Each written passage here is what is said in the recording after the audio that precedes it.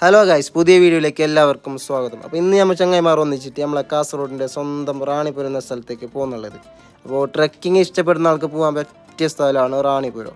വലിയൊരു കുന്ന് കയറാനുള്ള സ്ഥലമാണ് റാണിപുരം. അങ്ങനെ നമ്മൾ നടക്കാൻ തുടങ്ങി.